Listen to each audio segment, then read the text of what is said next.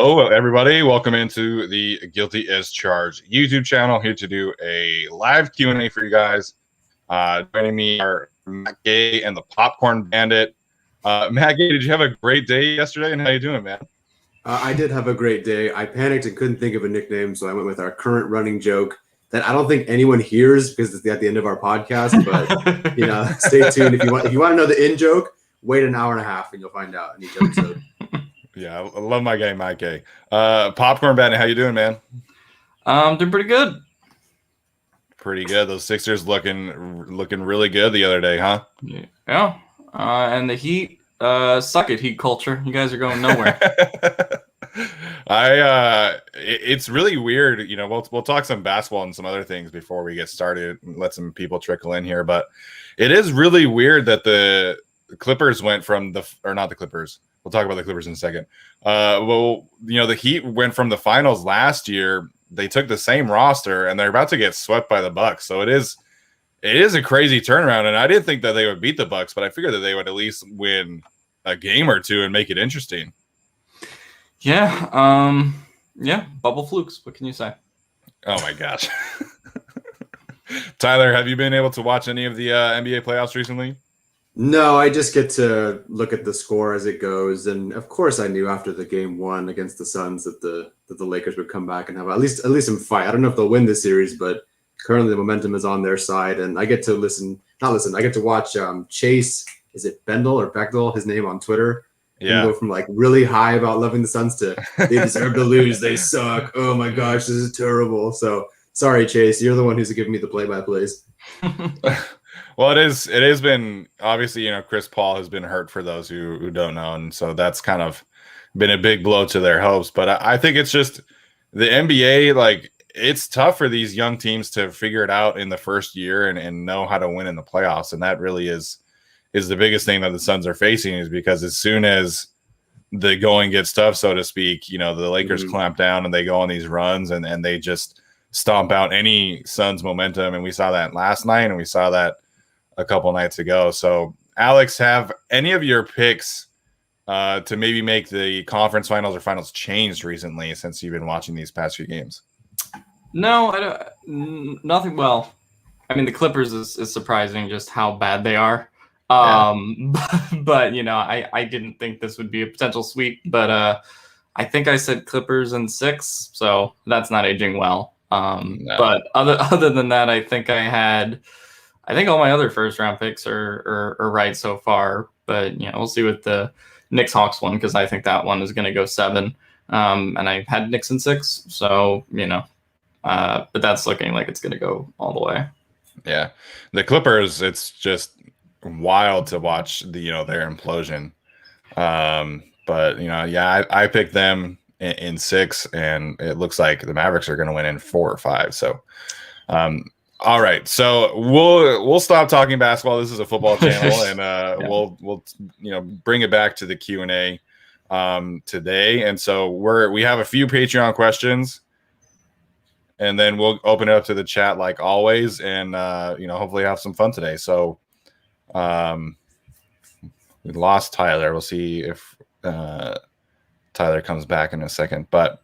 One of the things that was asked about the Patreon or from the Patreon page was for us to do major stat predictions for the Chargers key players. And so it looks like Tyler's back. Let me get him back in. All right, Tyler, we're no more basketball talk. We're back talking football. So cool. So our first question from Patreon comes from Ross Ackerman. He asked us to do stat predictions for each major player on the Chargers. So each of us have taken one offensive player and one defensive player, essentially doing, the big 6. There's just a lot of up in the air outside of those players. So we're going to talk about Justin Herbert, Keenan Allen, Austin Ekeler, Joey Bosa, Kenneth Murray, and Derwin James. Those are our 6 that we're going to talk about. So I figured I'll start with Justin Herbert since he is the quarterback. He is essentially how this team is going to go. And so I had a lot of fun doing this. Obviously, for those who have missed the article, I did talk about the possibility of a sophomore slump in an article for LAFB, and how that could pertain to Justin Herbert. So I personally don't think that he will slump.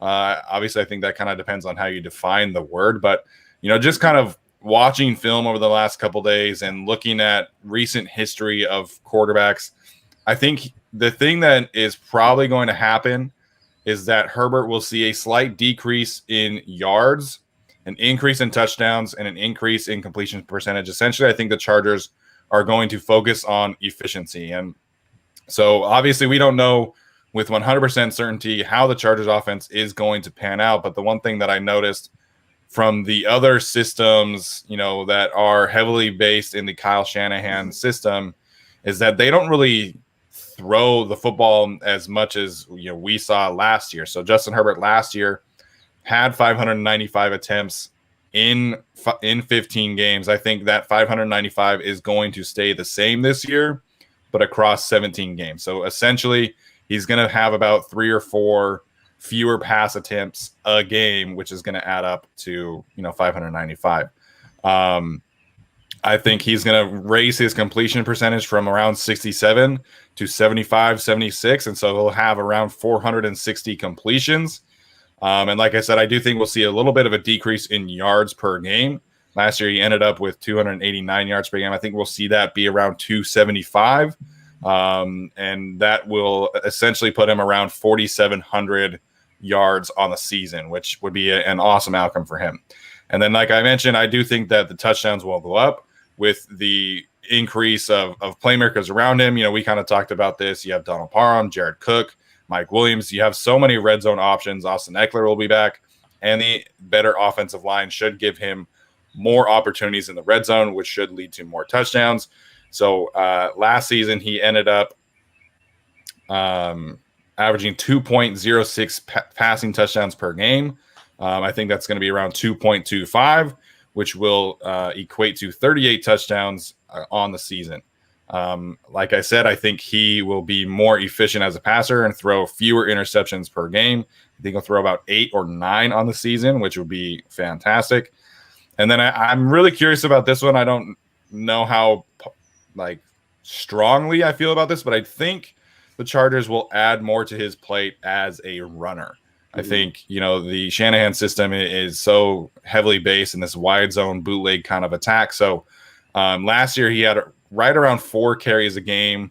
I think he's going to get that up to 6 or 7 and maybe get close to 450, 500 yards rushing, and then add 5 or 6 touchdowns there. So just to sum it up, I think Justin Herbert will see around 4,700 total passing yards, 38 passing touchdowns, around 450, 500 rushing yards, and 6 touchdowns, which would obviously be, an awesome season. I don't know how much I buy necessarily the MVP talk, but I do buy that Justin Herbert is going to have a special season in 2022 or 2021, excuse me. Yeah, that sounds about right. Good job doing all that work. And I know your article was really good and you did a lot of work. Going into that article is fascinating to read. Everything from, Geno Smith to what's his name, Vince Young. This is not way back. I'm kind of dating myself, but so that was very interesting. So I'm going to go with his favorite target, I'll assume, and that's Keenan Allen. It's difficult because on the one hand, you should have more stats for Keenan Allen because he's going to have another game. On the other hand, it sounds like they are going to involve Mike Williams more. I feel like we've heard that for a while, but Staley does mention Allen and Williams every time.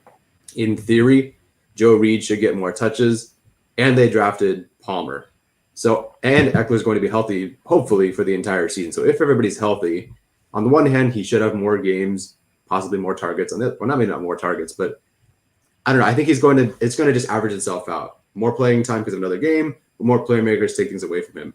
And he's been so remarkably consistent with his stats for so long. Like if I said 6 touchdowns, you'd be like, yeah, I'd probably believe you because he had 6 touchdowns 3 years in a row. I think that'll go up a little bit, but not a lot, because I do think that Cook is going to take some red zone touchdowns away from him. And he's never a guy that's say Julio Jones, who's going to take that ball 80 yards, and score. So he kind of has to be in that 20-0, 30-0, 10-0 range. And I think Cook's going to take away from that. So I can't bet against him having less than 100 catches.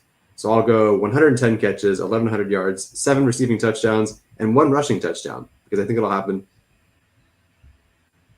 Yeah, Yeah, the next one is Austin Ekeler, who I had.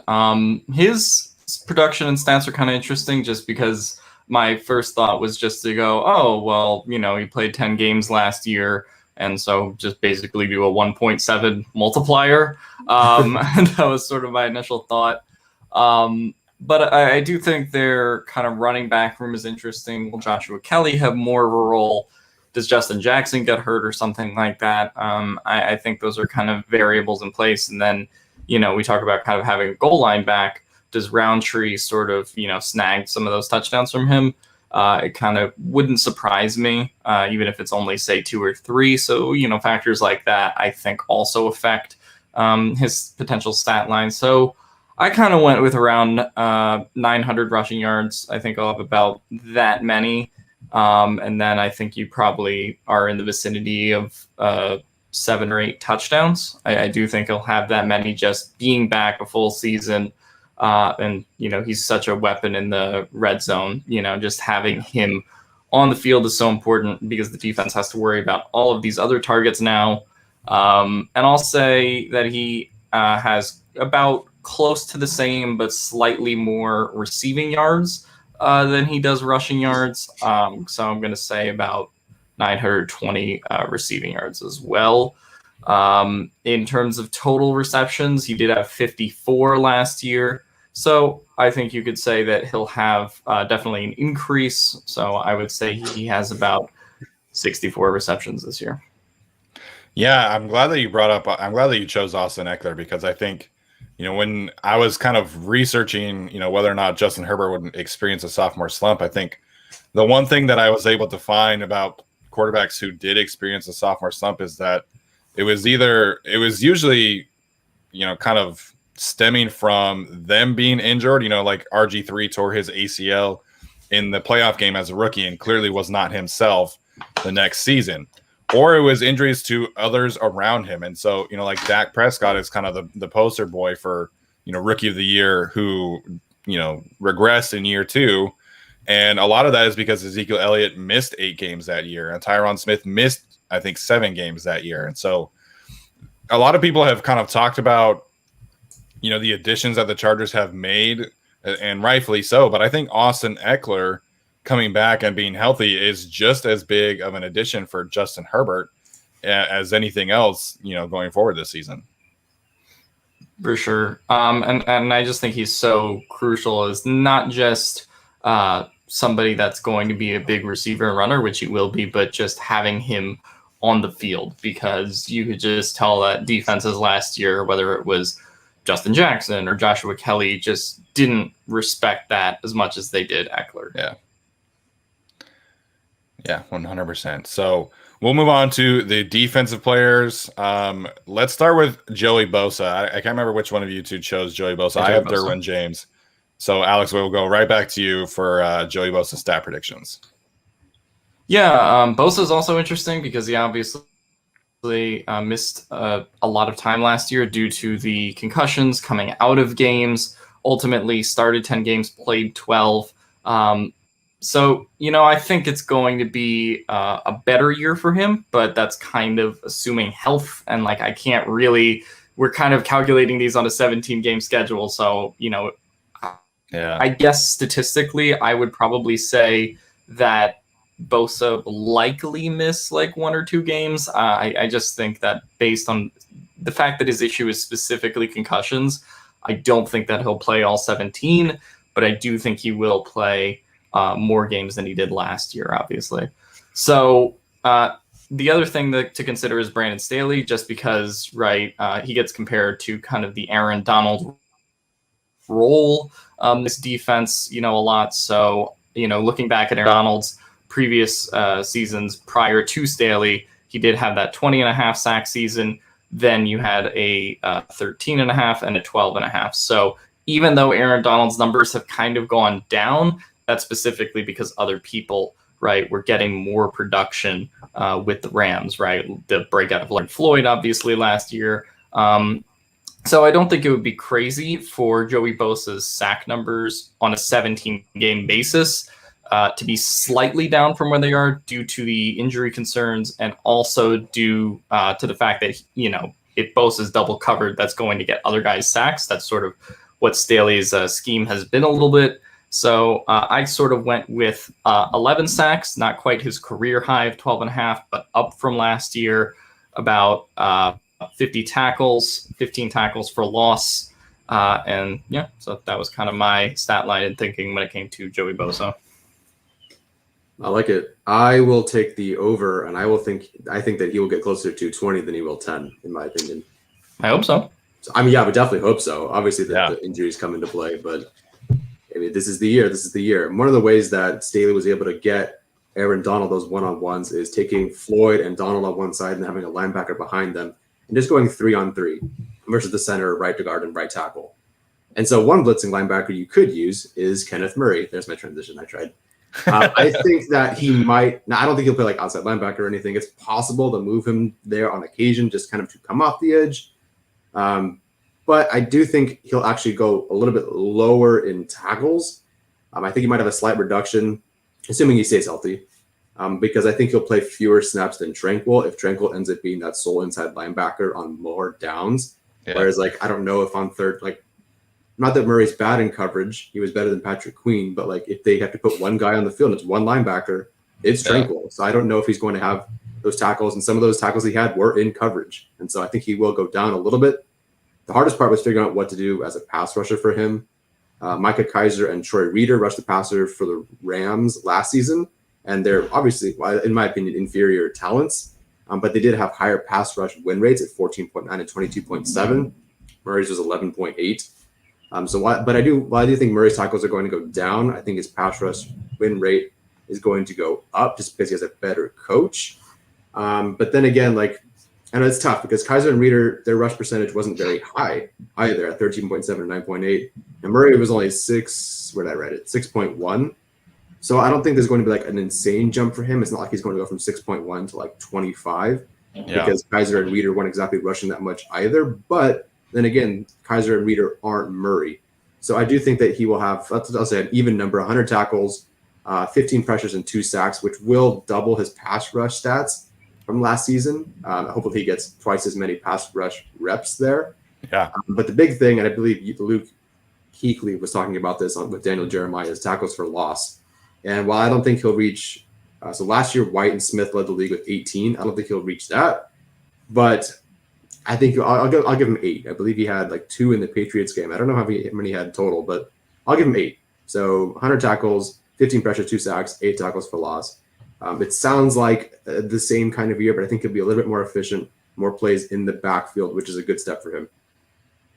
Yeah, I think the biggest thing for him is really getting the opportunity to diversify his skill set a little bit more because with the cover 3 scheme, he was. It was see ball, get ball, or drop 10 yards into coverage. So he had 5 tackles for loss last year. Okay. So that was pretty good for him, but I obviously would like to see that number go up. All right, so I have Derwin James next. Obviously could not be more excited to have him back on the Chargers, and I hope that he's able to be healthy and play all 17 games, because if he does, then the Chargers' ceiling is obviously that much higher. And so I think, I think we'll see him play at a very high level, but I don't think he's going to reach the numbers that he put up his rookie season, just because he's going to play deep a little bit more, which is going to take some opportunities for tackles off his plate. And so just kind of like going through the other safeties in the league who play in this Vic Fangio, Brandon Staley scheme, really in terms of tackles, John Johnson has really been the only one to hit 100 tackles. And I know tackles aren't everything for everybody anymore, but, most of the safeties that I looked at, it was around, 65, 75 tackle kind of season. And, obviously you have like Eddie Jackson, who had a crazy amount of interceptions in 2018. So, I think that you could kind of look at Eddie Jackson and John Johnson and kind of maybe get someone in between for Derwin James, because I do think he brings a lot to the table between those two players. So I'm going to predict for him around 90 tackles, which would be about a 15 decrease from his rookie season. I think he had 4 tackles for loss as a rookie. I think that's going to go up to 8. He had 3 interceptions. I think he'll get 1 or 2. I don't think he's going to get that many interceptions. But I'm going to give him 10 passes defended, which would be really good. And then the other thing too is that, Tyler kind of mentioned that when Staley blitzes, it's really almost exclusively with the linebackers. So that's going to be the hard part for Derwin James's stat prediction, is just kind of predicting how much he's going to be used as a blitzer and a pass rusher. So I'm going to play it safe a little bit, and I'm only going to give him 1.5 sacks on the season. He had 3.5 as a rookie, so I would be surprised if he hits 3.5 again. But I think 1.5 is a good, maybe over/under kind of standpoint for him. But obviously, if Derwin James is playing 17 games, that's a great season in and of itself. Really, if he's able to get back to his rookie form, then that is obviously gravy on top. But very excited about Derwin James coming back. Yeah, I mean that sack on Beathard he had in his rookie year that was such a fun moment. Yeah, it really was. So we'll move on to the next question. I do want to acknowledge. Okay, just keep going without me for a second. Okay. Yep. Okay. I do want to acknowledge we did get a super chat question. That feature is going to be enabled, but we are going to get our Patreon question all the way first. So Kendall C. Larson asked, who on the Chargers is most likely to be a bust this year, as in failing to meet preseason expectations, or someone we as a fan base need to temper our expectations for? So Alex, who do you think is maybe going to kind of disappoint some people this year? I don't know if I really have like a bust candidate. There's been a whole discourse about between Stephen A. Smith and Kwame Brown about using that word recently, so that's funny. But I think Jerry Tillery is the one that I would probably reserve for. I don't think he will bust, but I don't know if he's also going to give you some of that Chiefs production. Right. By that, I mean the production that he had in the Chiefs game last year, where he was just flying around every play. I don't think he's quite going to be that all year, but I think he'll be somewhere in the middle of the sort of bombing towards the end of last season, where, he just wasn't very visible in games. Somewhere, in kind of his middle form. I don't think he's going to have a breakout. It's not really a bust candidate, but I do think he'll, sort of underwhelm some fans a little bit. I don't think he's going to kind of be the high flying guy that he was, say, in those Bengals and Chiefs games. Yeah, I could certainly see that being a possibility. I think not a lot of people are expecting Tillery to really be that breakout player. I do think that, but I know that I'm kind of alone there. In terms of like high expectations that I could see disappointing, I don't really know. I think, anyone that I have high expectations for, I feel pretty confident in them. I will say I'm going to kind of proceed with caution, at least in terms of the start of the season, with the first 2 picks in Rashawn Slater and Asante Samuel Jr. Obviously very thrilled about their long-term future and what they'll bring to the table. But if those 2 players get off to slow starts, I think some people are going to throw around the bus word too early. And I think some people are going to be really upset, but it's just the reality of the situation. It's hard to adjust to the NFL. So I'm not going to say bust, but I'm going to say proceed with caution with Rashawn Slater and Asante Samuel Jr., at least until they get into a rhythm and into the swing of things in the NFL. Can you hear me? Oh, yeah, I'm not muted anymore. Okay, great. This was a tough one. Like, you guys, it was hard to find one because everyone's like, well, is Tillery really going to bust out based on like our expectations? I think he'll do better. And if he doesn't do a whole lot better, I wouldn't be surprised. If he does a little bit better, I won't be surprised. So for me, I tried to think of a player, like, why would this guy bust, but we have higher expectations for him? And I went with a guy. I like this player a lot, and I do think he deserves more playing time. But I'm going with Tyron Johnson because it's a little bit difficult right now to figure out where he'll get snaps. And I think people think he's going to take that wide receiver 3 job. Personally, I think he should be wide receiver 3. Right now, Guyton is probably still wide receiver 3, which I don't really agree with. But he didn't really, other than the drop short, he didn't do a lot to deserve to lose that spot. And then even when Tyron Johnson started to kind of like build himself up, those final 2 weeks of the season where he really could have shown us something against Denver and the Chiefs, he only had 5 targets and 61 yards, whereas the previous 4 weeks, 17 targets, 180 yards, and 2 touchdowns. And so I don't know if he just started to just like go down a little bit or what their plan is for him. But like I said, you draft Palmer. I guess the other issue is that if Williams goes down, Palmer probably jumps into that spot, I would think. If Guyton goes down, then Johnson can step up. But, Johnson isn't backing up Allen. I don't think Johnson's backing up Williams. And so, I think I think Johnson is waiting until Guyton goes down, and I don't think he'll beat him out in camp. So I think we expect him to take that wide receiver 3 role and have a good season. But there's a chance that he just isn't like, he's just the wide receiver 6, and that's awesome. Maybe everyone's healthy. He just doesn't get on the field that much. Yeah, obviously that's a really good problem to have if Tyron Johnson is your wide receiver 6. But sure. It's going to be very interesting. I think the receiver position in general is kind of the one that I think needs the most shaking out in terms of the pecking order, because we kind of know who the top 5 or 6 corners are. We know who the top 4 safeties are. We know go down the list, right? But this is a brand new coaching staff, so we don't know how they feel about Jalen Guyton and Tyron Johnson, and obviously Josh Palmer has the draft pedigree, so it's just going to be really interesting to see kind of what happens there.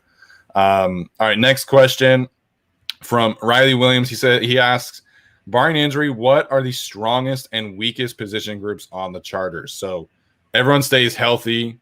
What's the best group? What's the weakest group? I think I've kind of made this clear. I think the position group that I'm the most concerned about is the safety room, at least in terms of depth. Obviously, if Derwin James is healthy, it's awesome. But I think outside of Derwin James, I'm a little concerned with who is behind him, because Nasir Adderley, I think, has a great skill set. He really struggled last season throughout. And, Alohi Gilman and Mark Webb as 6th and 7th round picks. I'm not like super. You okay, Tyler? Oh, looks like we're losing Tyler for a little bit. So I think the safety position is the one that I'm most concerned about. I think the best room, if everyone's healthy, I don't know. I want to say maybe running back actually is kind of where I'm leaning right now with Austin Ekeler and Justin Jackson. I know, but Justin Jackson, I think he has a great skill set. It's just that he's never been able to stay healthy. So I don't know. What are your thoughts there, Alex?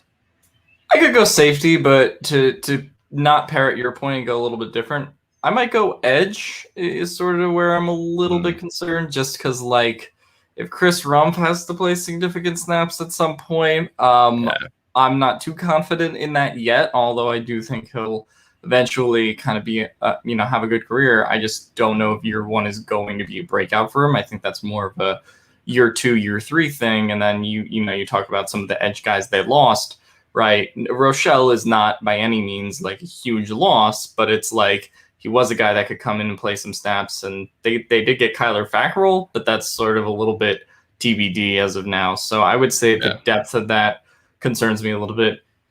I was thinking about best, and I don't really have like a concrete answer, but I sort of came around to the receivers. That was sort of my answer, just because you do have Keenan Allen, who is a top 10 receiver in the league.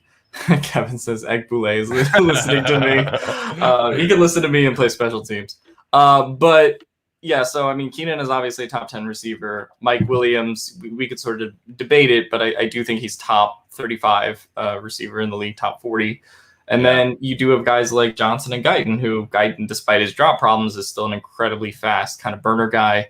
Tyron Johnson, does have all that potential and has a lot of athleticism as kind of a 5-star type athlete.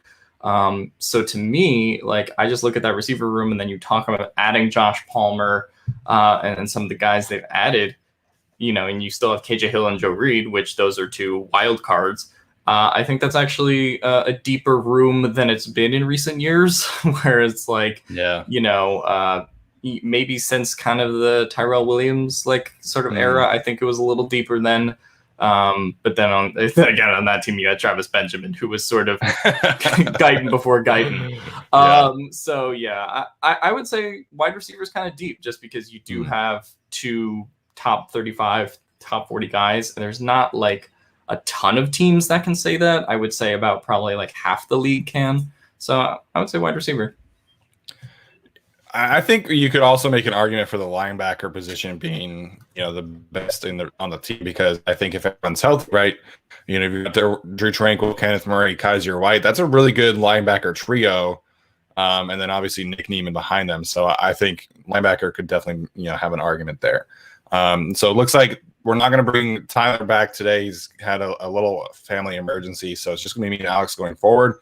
All right, let's get to the next question from Trevor Black. He says, what do you make of the notable players not being at OTAs, such as Austin Ekeler, Chris Harris, Joey Bosa, Justin Jones, Brian Bulaga, Ode Abushi, Matt Filer, Linval Joseph, and Jerry Tillery? So what do you make of these veteran players not being at OTAs? Tillery should probably be there. That'll just be my thing, because people know how I feel about it. But I'm not too concerned with the veterans not showing up. I think Lindsley just got there the other day. Ultimately, if you're a guy that's been in the league for 4 or 5 years, it would be nice if they were there at OTAs, but I have no, qualms that someone like Filer, someone like even some of the new guys, they'll fit in at training camp. They've been around so long, so I'm not too concerned about it. Yeah. Oh, she graduates too. Oh man, Tyler, that sucks. Yeah. So, yeah. I think in general, anyone on a rookie contract still should probably be at OTAs. So that would include Justin Jones as well. Chris Harris and Linval Joseph, guys who've been in the league for 15 years, Brian Bulaga. I don't really think it's necessary. I would like to see Ode Abushi and Matt Filer there just so they could get some, building chemistry with the new offensive line and, get to know Rashawn Slater a little bit, at least early on. But, this is still voluntary. So I don't think it's a huge deal. But, obviously, more than anything, I wish the players on a rookie contract would still be there. So next question, again, back from Riley. He says, if you had to have one Chargers player defend you in court, who would it be? Could be current or historical. So Riley, for those who don't know, is currently a law student. So obviously that's where his head is at here. So you have to get one player to be your defense attorney. Alex, who are you choosing? Do I have to pick a player or can I pick a coach? You can pick a coach if you want. I'm going to pick a coach. Look, Brandon Staley can talk, man. And I feel like I have to take him. Yeah. Every time I log into Twitter after a Brandon Staley press conference, it's people are just throwing themselves on top of him. And he is a very good speaker. So, to me, you want that guy in court defending you. Honorary mention, I think Derwin James brings that energy. But, I think Brandon Staley is the guy. He can filibuster for hours. So, I probably want him. I mean, the easy answer would be to choose, Phillip Rivers, too, because if Phillip Rivers can talk and he can talk anyone's ear off. So I think Phillip Rivers would deserve mention. Michael Daly commented Sean Merriman. I think that would be super interesting. I'm glad you mentioned Derwin because, he definitely brings that energy. I was thinking maybe someone like Drew Tranquil, little Notre Dame education, maybe. I don't really know. Actually, who I'm going to choose is Justin Jackson. I think Justin Jackson has kind of proven over the last little bit that he really knows his stuff on everything. He's been able to use that Northwestern education and form some strong opinions. And I think Justin Jackson would be a good pick as well. Yeah. All right. So last question was for kind of all three of us. So we'll save Trevor's question about Star Wars, Lord of the Rings, and Marvel until Tyler is back. So we are going to open this up for the YouTube chat. Obviously, we have a couple super chat questions that we have to get to. So if you have any questions, make sure and send those right now. Super chat. Yep. The first question from the super chat was asked about the Julio Jones rumors. So there has been some kind of movement, at least in the betting market recently.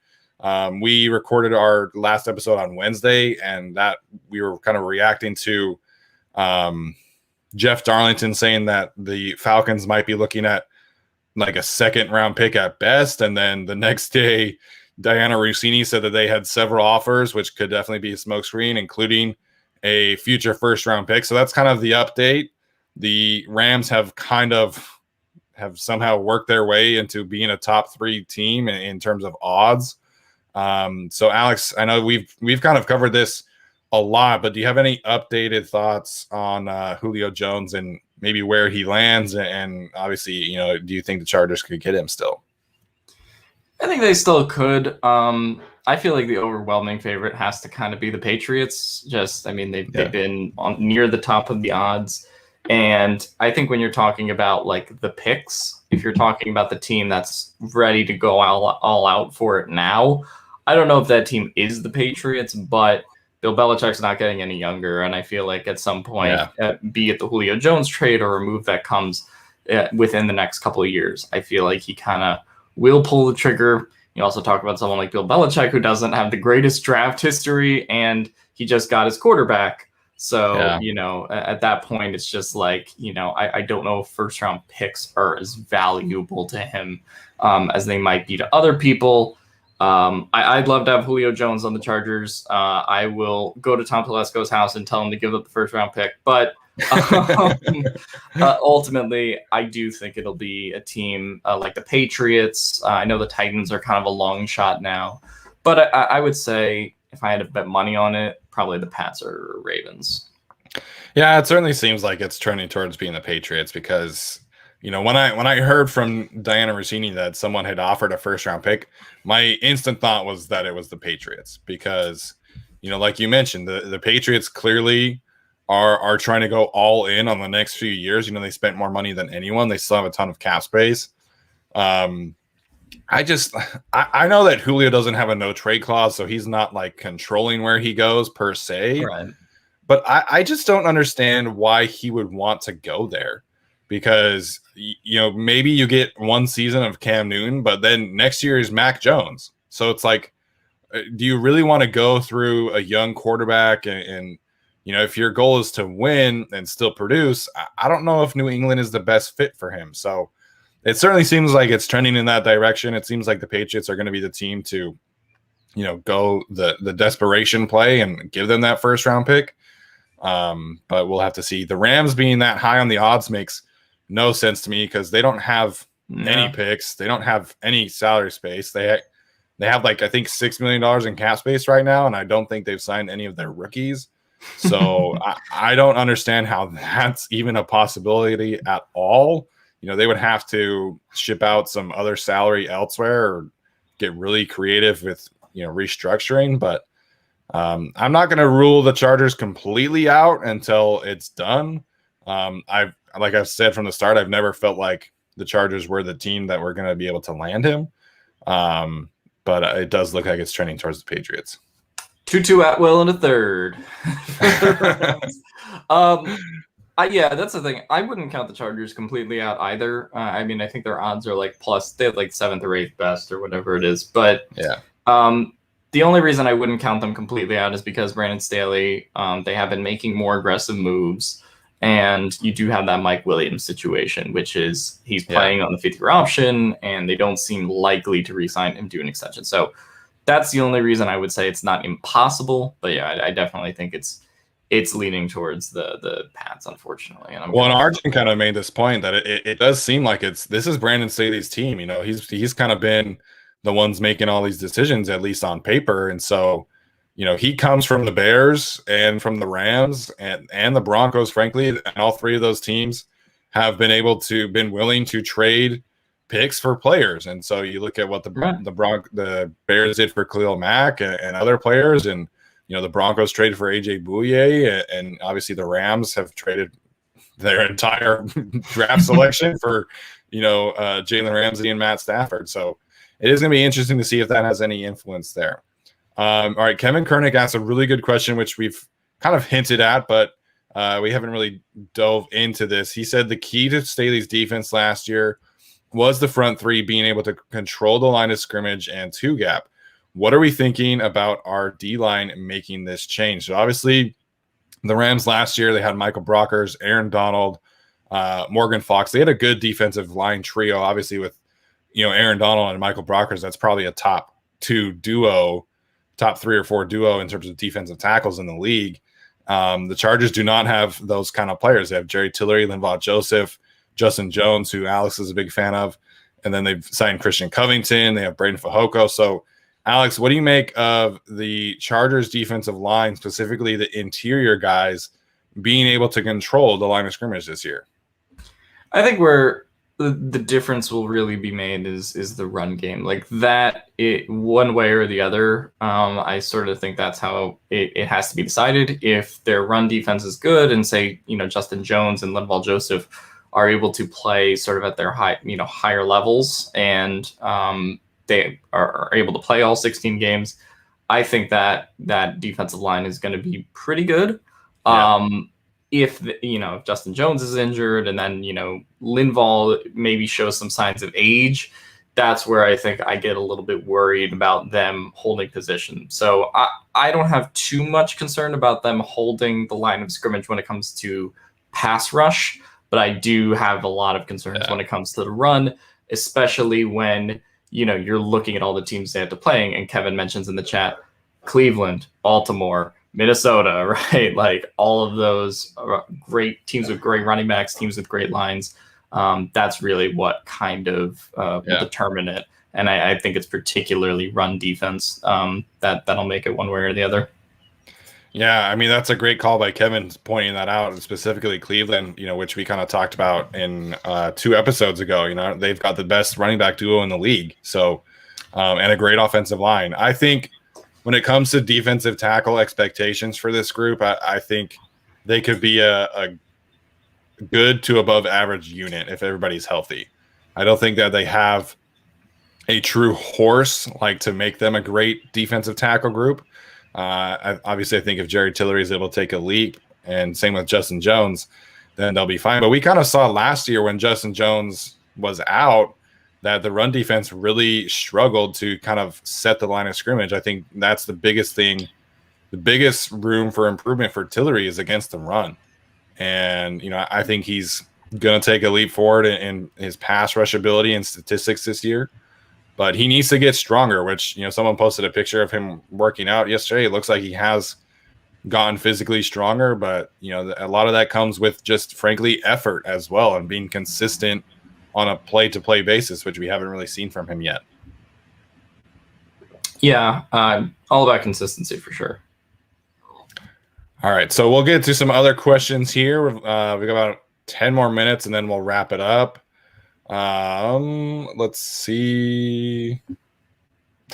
Someone said we need a player named Forrest. They have Forrest Merrill, the defensive tackle. I don't think he makes it, honestly. We kind of talked about it. The defensive tackle room, well, not great, is a little deep, like I mentioned with Christian Covington, Braden Fajoko.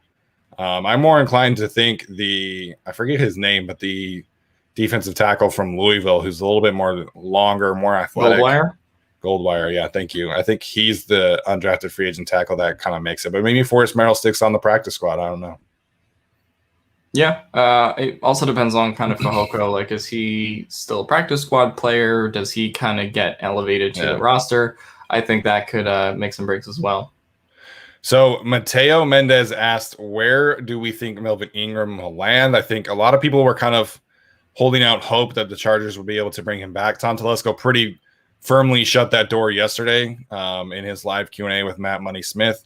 I never really felt like that was a huge possibility personally. I think they really like Uchenna Nwosu, and moving to a quote unquote 3-4 scheme where the outside linebackers are going to have to do a little bit more things. I just think it wasn't really a fit for Ingram. I've always felt like the Raiders was a strong possibility, but he hasn't met with them yet. He's reportedly in Miami right now. So I think he's going to land somewhere. I think Ingram has 1, maybe 2 years left of good ball in him. But I think he probably stays in the AFC, and I would say Miami or Vegas are probably still the 2 places that I would lean for him. Yeah, I think it could also be any team that really needs depth or, starts to suffer injuries perhaps in the training camp or during the preseason. Like that also kind of feels like a Melvin Ingram type destination. I don't know if he'll have to wait as long as till the preseason, but we've already kind of been waiting, 3 months or so for him to sign. So, I mean, I think that's just market's kind of cold right now for a lot of those older veteran guys, unfortunately. I mean, like, you look at what happened with Clay Matthews after he did his 1 year with the Rams, it kind of seemed like he had a little bit of a rejuvenation with them. And then the market was just dry and he still hasn't played. So it's possible that we may have seen the last of Ingram, but, I think he does end up playing this year. Isaac Chavez, we talked about the touchdown prediction for Justin Herbert earlier today. So when we're done live, go back and rewatch that. But a lot.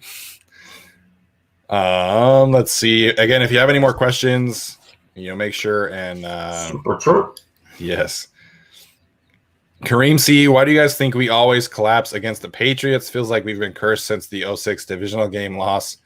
To be frank, the Patriots have a massive coaching advantage every single time they play the Chargers. That's really what it comes down to, in my opinion. Yeah, I mean, and also, like, I would say, you look at that AFC Championship game in particular, like, you had LT and Gates out, like, so that was a pretty big problem in terms of taking on the 16-0 Patriots. Yep. So, I mean, they should have won that 2006 game.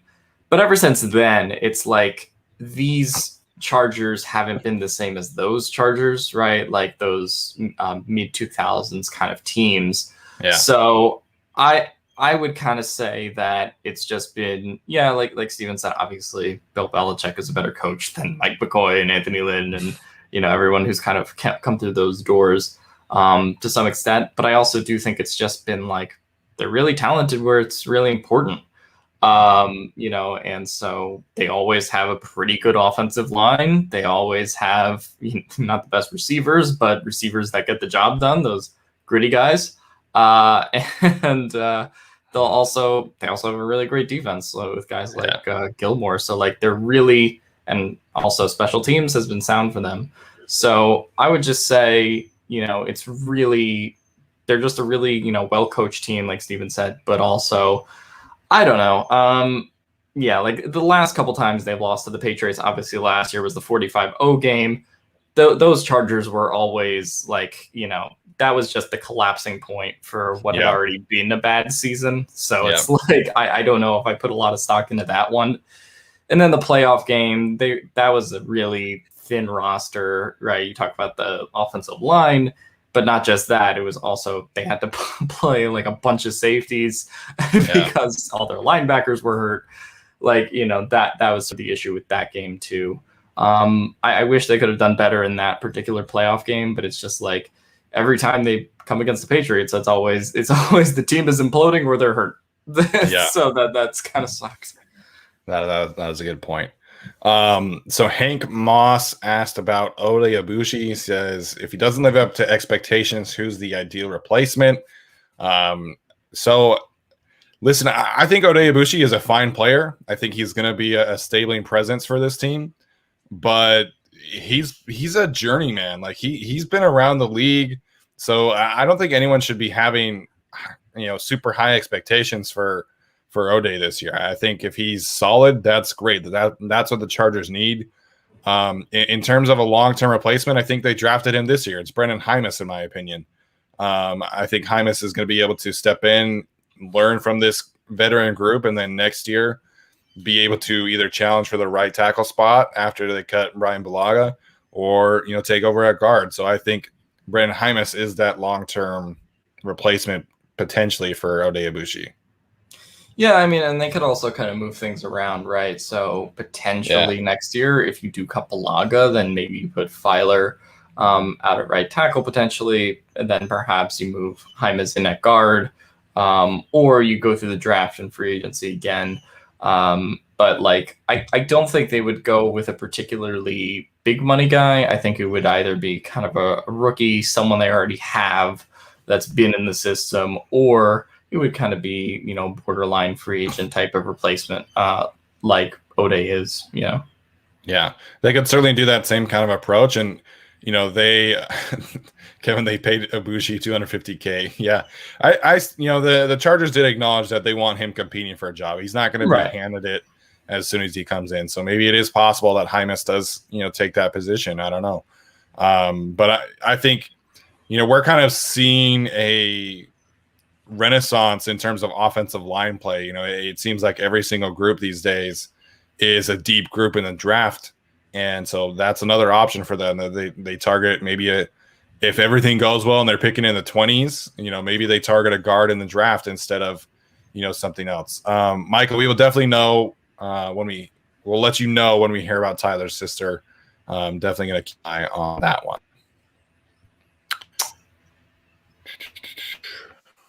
All right. So we'll take a few more questions. So again, hit us up, please, if you have any more questions.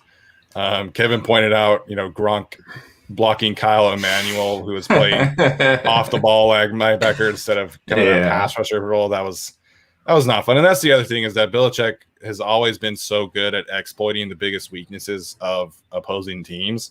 And so heading into Foxborough in January with Kyle Emmanuel being your only linebacker, that was kind of we should have seen that coming a little bit, not to the extent of it being a blowout, but we should have seen that coming a little bit more. I feel like every Chargers-Patriots matchup could be summed up by, I think it was 2012 or 2013, when Brandon Browner just crushed Ladarius Green. Every Chargers-Pats matchup is that where it's like, oh, I think I have something here, and then it just goes away. Blows up, yeah. That's fair. Finding Cow asked about 2022 draft prospects.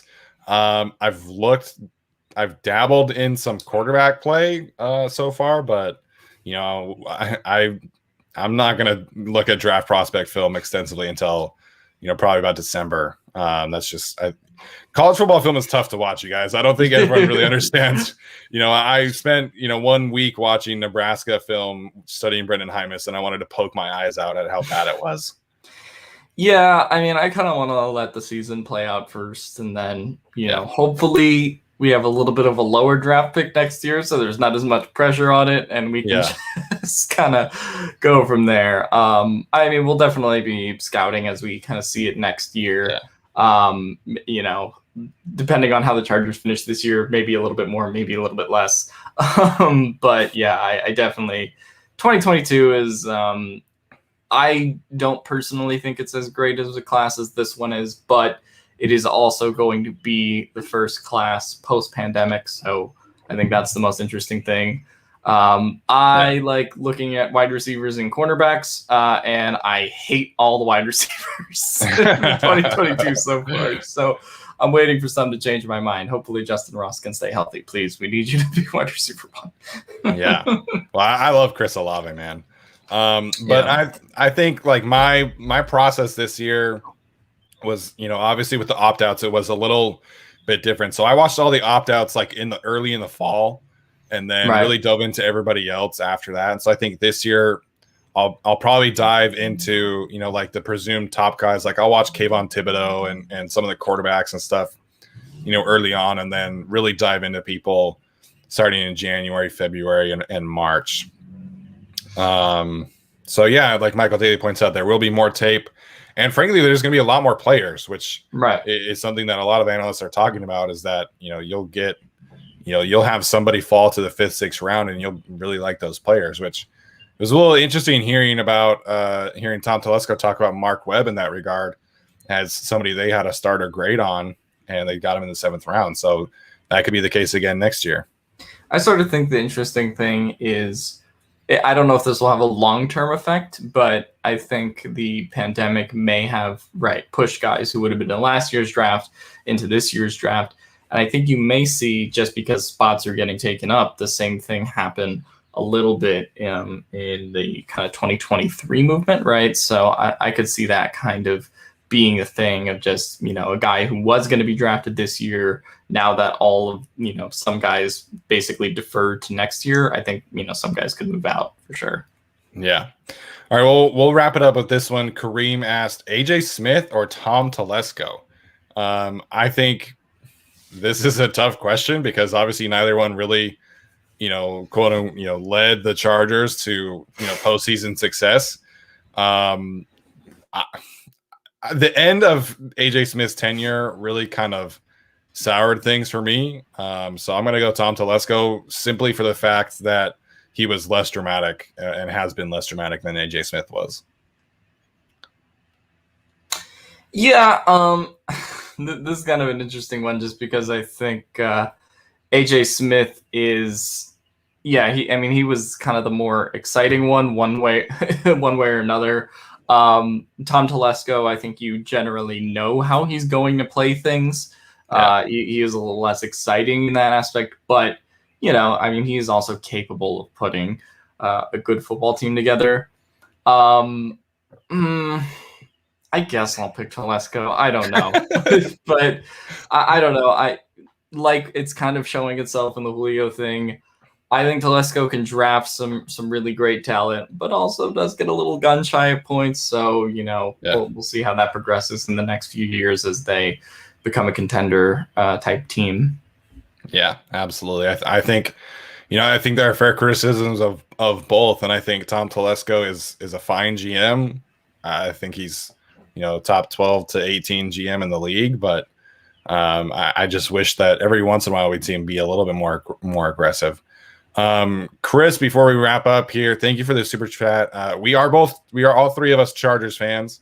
Tyler, who's not here, is a season ticket holder and has been one for the last few years. And then Alex and I, we do write and cover the Chargers, but we are both Chargers fans as well. So I became basically I've been a Chargers fan my whole life, and I became a beat writer in 2017, and that's what weirdly led me into this opportunity as a podcaster. I don't know how any of this stuff happened, but it did. But yeah, I've been writing for 4 years for Bold Beat, obviously, and been doing this for it's almost a year, 1 month. But so yeah, that's been fun. I will say, I'll always be a Chargers fan, but the Chargers are, because I write about them and I do have to talk seriously about them. There is an aspect of I have to be objective about some of this stuff, but I want the Chargers to win every, all 17 games. That'd be really fun.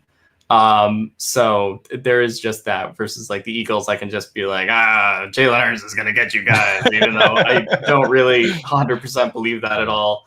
Or my Sixers fandom, which is just the equivalent of me throwing popcorn at people. My Chargers fandom is a little bit more based in reality. Yeah, it's a little more analysis than it is fandom at some points, but so Michael Daly, thanks for the sex eyes. That was hilarious. That was one of the funnier moments in podcast history that will forever go down. So, all right, this has been fun, you guys. Thanks so much for tuning in. Thanks to all of those who use the super chat feature, and we will see you next time. See you.